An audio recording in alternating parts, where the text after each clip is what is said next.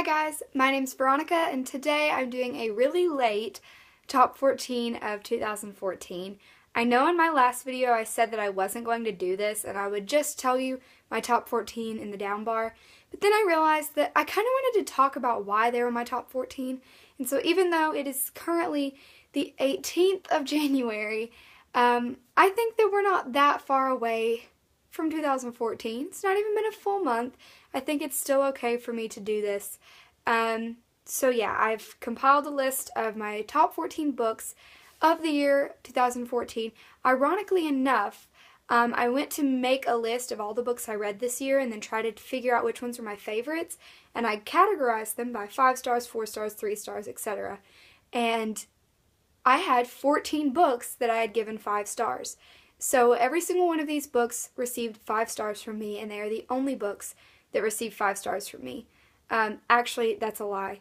One of the books that received 5 stars from me this year was Harry Potter and the Chamber of Secrets, which I read it for the 4th time, and so I feel like I didn't want to put it on the list because every Harry Potter book is always going to receive 5 stars from me, and that's just a given.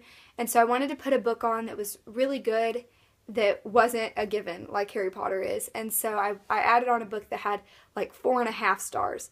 So, okay. Sorry I lied. My bad. So we'll go ahead and jump into it. I normally wouldn't put these in particular order, but I did this time. Okay, so number 14 on my list is the book that I gave 4.5 stars, and that is The Lovely Bones by Alice Sebold. And I think it makes you think a lot, and it's not something that you're used to, and so you're not just gonna like sit down and like read through it just for an enjoyable story, because it really makes you question things and makes you have to like think about a lot of things and wrap your mind around some certain concepts, and it's just really good, and I really like it because it's so thought-provoking, and there's murder in it. There's a serial killer and murder, and those kinds of things fascinate the heck out of me. Number 13 on my list is Recovery Road by Blake Nelson. And this book is about a girl named Maddie who is of high school age, but she is already an addict, and so she's already had to enter herself into rehab. And in rehab, she's having a miserable time. She absolutely hates it, of course, because she's a teenager and an addict, and so rehab is definitely the number one place she doesn't want to be. But then she starts to go on some of the trips that the rehab center takes. They go once a week to the movies, and she starts to hang out with this boy on the trip. And they begin to fall in love with each other, kind of. Once they both get out of rehab, they vow to see each other and hang out with each other more because they're totally in love. So then they both get out of rehab and they're fighting to hold on to this relationship, but it's not that easy, because more important than their relationship is their sobriety. And they're struggling to stay sober, and they're also struggling to try to be together, and there's so many obstacles in their way. And the thing I loved most about this story is something that you don't necessarily expect when you hear the summary of the story. The summary makes it sound like it's a romance, but really, romance is just kind of like a subcategory. The overall category really is that recovery after addiction. And the story, I think, is really phenomenal because it represents both sides of recovery.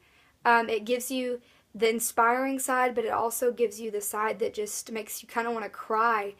And it shines a real light on recovery and shows you what recovery really is and how it really works. And it doesn't sugarcoat things. So that's my favorite thing about this story, is just how real it was. Number 12 on my list was The Haunting of Maddie Clare by Simone St. James. I enjoyed this book so much was because I was expecting to not enjoy it.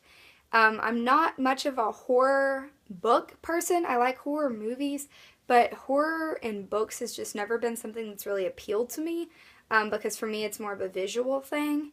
But this was just so good because it was captivating.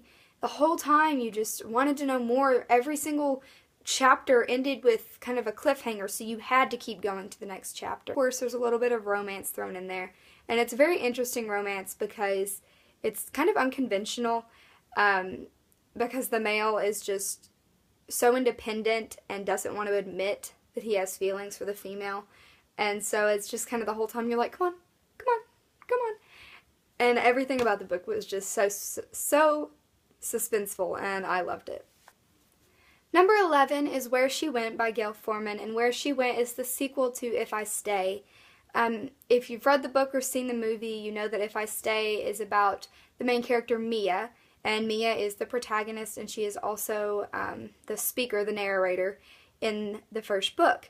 However, in the second book, we switch narrators to Mia's boyfriend, Adam, and that is why I loved Where She Went so much more than If I Stay. Adam is one of the most phenomenal narrators I've ever come across. I love his point of view. I love the way he speaks. It's really poetic, and it's also very real, and it can be harsh at points, but that's something that I love, and it's also really relatable. I feel like a lot of the things he says are things that I can relate to on a very personal level. And so that's why I loved Where She Went so much. The story, of course, was a very good story and a very good follow-up to If I Stay.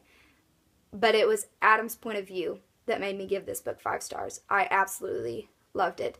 Number 10 on my list is The Death Cure by James Dashner, and this is the third and final book in the Maze Runner trilogy. I don't even know. Oh, this book did not have that good of reviews on Goodreads. I mean, it had a pretty good review, but for a conclusion, they weren't like super, super high ratings. But I adored this book. I thought it was the perfect conclusion. I thought it brought everything together really well. I also liked that the setting was a little bit different than the first 2 books. One event that happened, though, that I still do not feel like was necessary because it absolutely ripped my heart out. And I was very angry with James Dashner for a very long time because it just killed my soul. It was so hard. But overall, it was a very wonderful conclusion, and I think it left us with a good note and pretty much answered all the questions that we had. And so that's all I really look for in a conclusion, and so that's why I love this book so much. 9 is Letting Anna Go by Anonymous. This one is about anorexia, and our main character, named Anna, is dealing with anorexia, and it just follows her from the beginning, like before she ever even has this disorder. It's not an easy thing to read by any means. It's very difficult, very emotional, and it really works your mind. But I feel like it's so worth it. I feel like everybody needs to read something like this because it opens your mind and your heart to this disorder, and it makes you really have to stop and think about it. It just makes it easier, I feel like, to understand people that deal with this. And warning out there, if you struggle with an eating disorder, don't read it because there's so many triggers. It's incredible. But I would recommend this to anybody who feels like they need to have a better understanding. 8 is Why We Broke Up by Daniel Handler. If you don't know, Daniel Handler is the genius behind Lemony Snicket, who wrote the series of Unfortunate Events. Why We Broke Up obviously implies that Min and Ed break up. So the story is told in a very interesting way. It's almost hard for me to explain. Each chapter starts with a piece of artwork, a picture, that is of an item that represents a reason behind why Min and Ed broke up. And so the story of their relationship plus the story of why they broke up is shown through little short stories about each item, if that makes any sense. It's an interesting concept, a very, very good one. I absolutely loved the way it was told.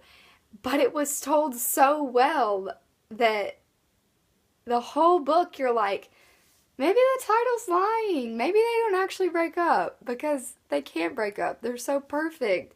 And Ed just became such a good character, and I did not want to believe that he was a bad person. And, man, it just takes an emotional toll on you, okay? But it was really wonderful. 7 is a repeat book because it was also in my top 13 of 2013. And here it is again in the top 14 of 2014, and that book is Mockingjay by Suzanne Collins. I read this book 3 times. This year was my 3rd time reading it.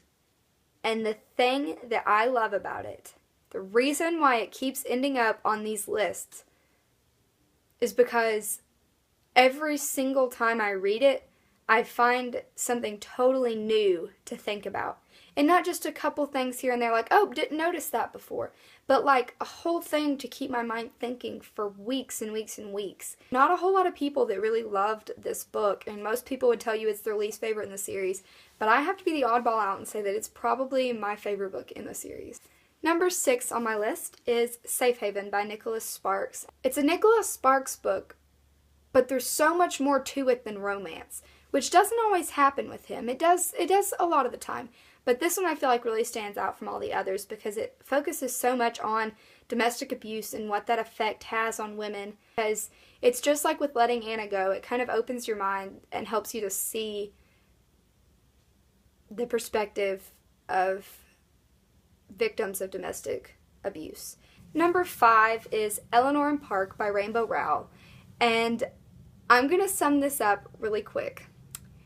I thought that the book was wonderful. I flew through it. I loved the romance, but the main reasons that it made my list is there insta-love. That is one of my first questions because I despise insta-love. I will read it even if there is, but I really don't like it. This book does not have it. I love that.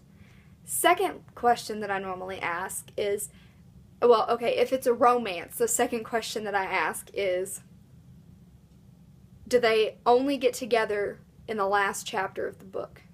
I hate when you read a book and the whole book is about them liking each other and just being like, no, not yet. And then in the last page they get together and you're like, well, I mean, I'm glad you're together, but I want to know what you're like when you're in a relationship. I want to know where this relationship goes. Like, come on. And they leave you hanging. I hate that so much. This doesn't do that. And that's hard to have both of those qualities and pull it off, and she pulled it off flawlessly. Number 4 is The Cuckoo's Calling by Robert Galbraith or J.K. Rowling. There's not a whole lot to say. You would never, if you went by what this name said and you didn't know it was Joe, you would be, the last person you would guess wrote this would be J.K. Rowling. The last person, because it's just so different from her. But it's so good. And I love that because it shows that she's such a good author, that she can write in different genres and still work it. My second book is Slated by Terry, and this was one of the, I think the second to last book that I read in 2014. Holy crap. I read it in a read-along with my friend Kiana, and we both flew through it in 2 days, and gosh, you turn the page, it's like something new. And whoa is the only thing that can come to your mind. I love the premise of the book. I love the way it was portrayed. And for such a short book, it packed a lot in. And I'm very, very excited to read the next 2. Here we are. Drumroll, please. My number 1 book of the year is one that's probably number 1 for a lot of people. Yay for being typical. But my number 1 book is Cress by Marissa Meyer. Cress was so good. It's the 3rd book in the Lunar Chronicles that comes after Cinder and Scarlet. And one thing that I loved about it is that it pulls in the characters from Cinder and the characters from Scarlet, plus new characters. And like, there's like 3 subplots throughout the book. There's like 3 different stories going on.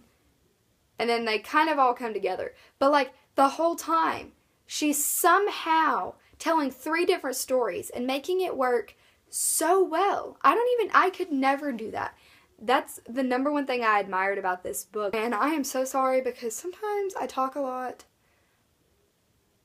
I wanted to give you all summaries of what these books were about, and I also wanted to tell you why I liked them. And doing both just takes a lot of time. So if you stuck with me this whole entire time, I really, really appreciate that, and I love you so much. I mean it from the bottom of my heart. Those of you that watch me, you don't understand how much it means to me because I don't even see why you do it. I don't understand, but I'm so thankful that you do. I would love to talk to you in the comments. That's my favorite thing in the world is getting to talk to you in the comments. So I don't care if your comment has to do with the video or the books that I read this year. I mean, I would love if it did. That'd be great. We could talk about it. But it could literally be anything. I just love talking to you guys. So please like this video, and please, please, please comment, and please subscribe so that you can see the next things that I put up and we can talk even more. And comment too if I'm not subscribed to you. If I don't comment on your videos, then I'm probably not subscribed to you. Let me know. Send me a link to a video of yours or something, because I'd love to get more involved with my subscribers. Okay, sorry, this is like the longest video ever because I talk so much. I'm just really excited. Alright, I will see you guys in my next video. Bye!